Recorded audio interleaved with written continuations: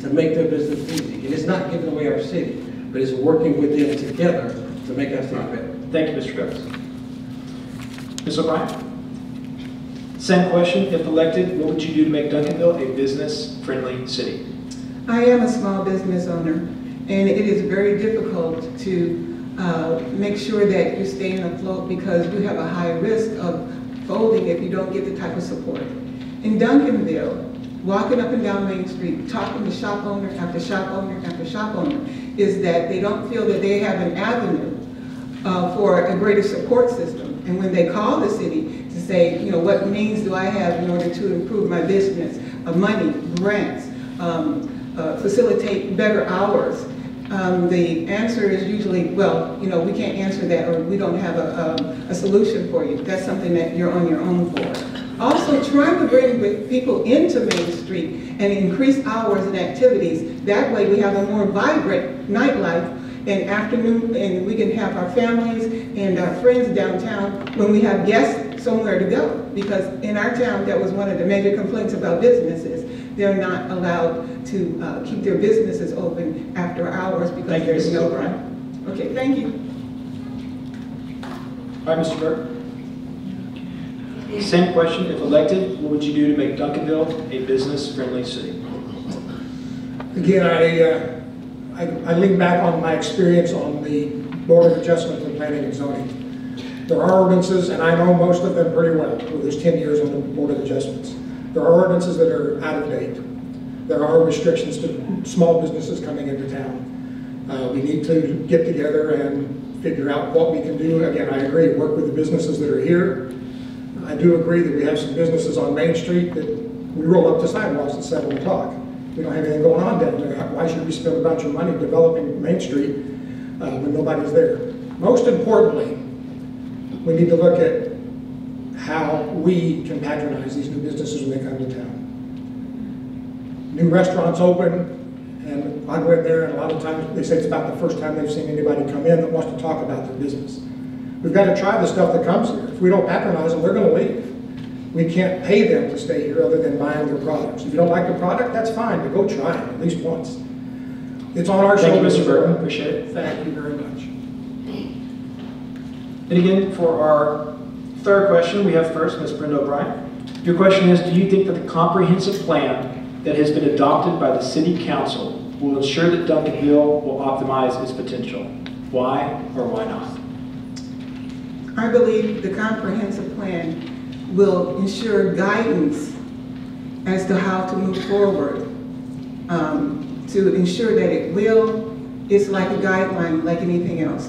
What the plan is making sure that the business aspect, the commercial aspect, the infrastructure, the things that the police department, the municipalities, everything that we need to move our city forward, we have a plan in order to say this is going to be the recipe to do that within the guidelines of the citizens who voted for it and understanding the need. I'm going to make sure that whatever the plan is, the citizens want as well. Thank you very much.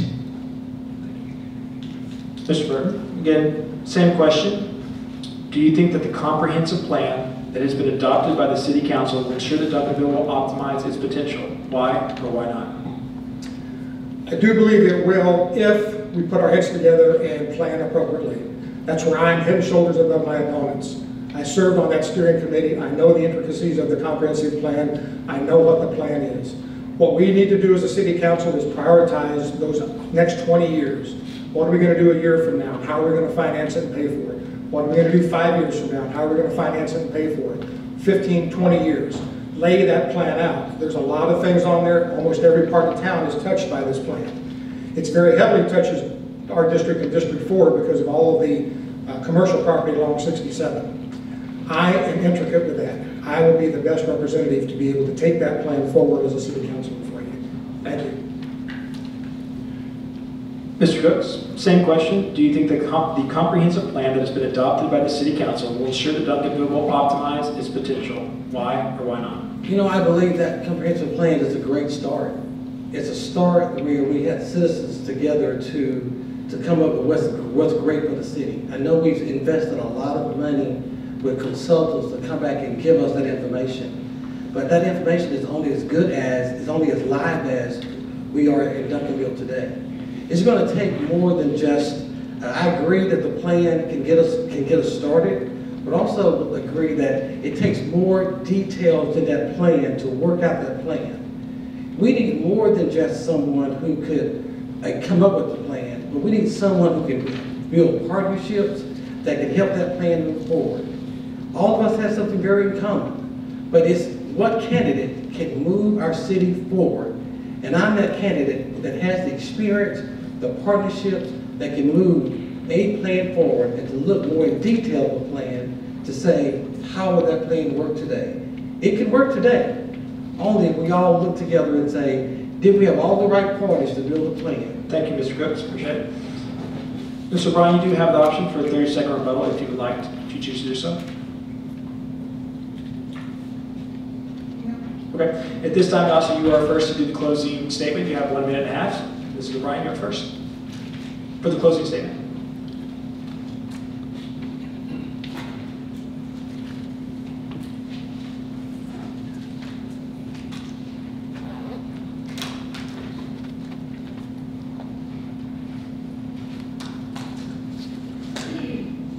Taxes too high, water and sewage too high. City looks shabby and unkept, especially on the main drag. Nothing to do here. Gunshots at night. Spent dope bags on my lawn. Not enough police. Salaries of city staff too high. Not friendly to small business. Out of control spending. Stop consulting fees. These are the things that the citizens of Duncanville expressed to me on my walks, knocking on doors, shaking hands, being invited into people's homes. Because when it comes down to it, it's the citizens of Duncanville. It is what we are representing. It is what we want. It is what the citizens say they need, and to be heard. It is in every neighborhood. It is in the neighborhood in gated communities. It's in the neighborhood in very low-income neighborhoods. It's in apartments, it's in houses, it's in renters, it's in black people, white people, Hispanics. But the whole thing is that we are a neighborhood and we have to come together. We have to stop the fracturing. We have to listen to each other's wants and needs and then act upon them. Thank you very much. Thank you, Mrs. O'Brien. Mr. Cooks, you have next for your closing statement. First of all, thank you very much for listening and for being here today. You know, I could address what Mr. O'Brien stated in one of our opening statements, but when people go high, when people go low, I go high. So I will tell you that one of the other portions that I want to close out with is that Duncanville was the strongest when parents, community leaders, educational partners all worked together to make Duncanville the best it could be. That's why Duncanville was called the City of Champions. It wasn't just a football team. It's because you guys in the past worked together. I'm the only candidate who can talk about partnership and true partnerships.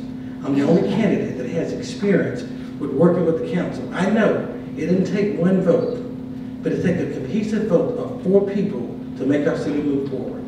If you're looking for a person that can help our city to move forward, Mark Cooks for City Council is your candidate. Thank you, Mr. Cooks.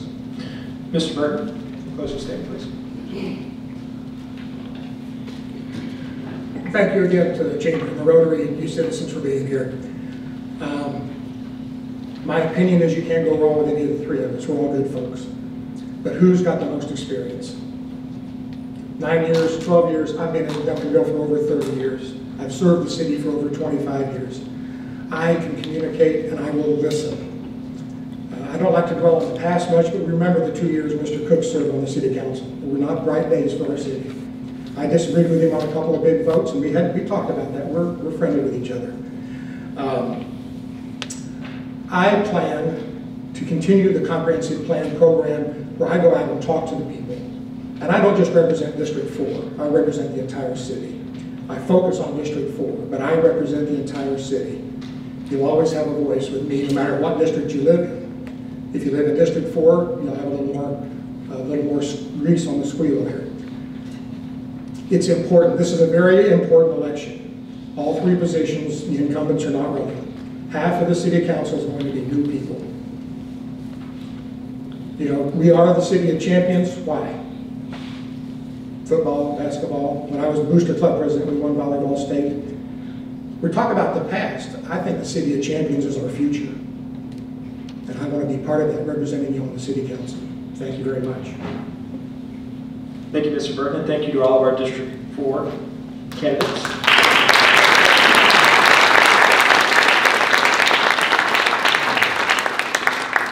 Again, next are candidates for mayor. Again, we have Janet Harris, Barry Gordon, and Matthew Jones. Ms. Harris, come on up.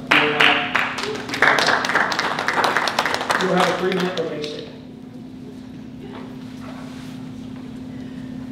Good evening, and thank you for attending the candidates forum this evening.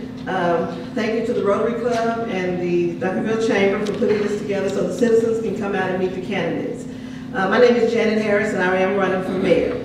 I've been married to James Harris for 34 years. He's the owner of Justin Moving Company LLC. We have 2 adult children, both graduates of Duncanville. I have 3 grandchildren, a 7-year-old, a 3-year-old, and a 2-month-old. I've served Duncanville as City Council at Large, 2011, 2013. I also served as chair of the Chamber of Commerce. And when I was in the chamber, I did serve as chairperson for the auction that they have every year. I served on the Best Southwest Partnership Board. That was a board where all of the southern cities got together to talk about various issues. I served on that board. I'm a proud resident of Duncanville for 15 years. It has been stated that some of these issues are important to our citizens. Some of the issues are, we need to work together on the comprehensive plan. I was listening to all the questions and some of the things that were being said about in my little talk, so I'm sorry you're going to have to hear some of it again. But I've read the comprehensive plan. I think it's a good plan. I think it's a good start. Anytime you want to move forward, you've got to have a start. You've got to have a plan. The people on that committee spent a lot of time and effort to put the plan together. Now we just need to push to get it implemented. We need to continue the programs for our seniors. Not only for our seniors, but we need to get some programs for our young people as well as our young families, for them to have something to do. I heard it said earlier that the city shuts down at about 7 o'clock. I remember hearing someone say when I was on the council, he came up here and said his children don't want to come out here to have dinner with him because there's no place to go after a certain time. And most of you know who've been around young people, they'll just start getting dressed at 9 or 10 o'clock. So they need some place that they can go in the evening. And I think that we can find places for them to go and not interrupt our neighborhoods. Because we do have a lot of, I don't like to say seniors, I like to say seasoned people. We have a lot of seasoned people who wanted to stay quiet. We can put things in some areas where it will not affect them with the noise factor or some of the concerns that they may have. I think that we need to move forward with our young people, but we can't forget our seasoned people, because that's what makes Duncanville strong. That's the history we pull in from our seasoned people. So keeping that in mind as we move forward with these comprehensive plans, that we have to include everyone, not only every race, but every age group as well. Thank you. Ms. Harris, your first question is, what is your vision for economic development in Duncanville? If you have 1 minute. My vision is that we don't have a whole lot of room for big corporations to come. We do have some space, but not a lot of room for that.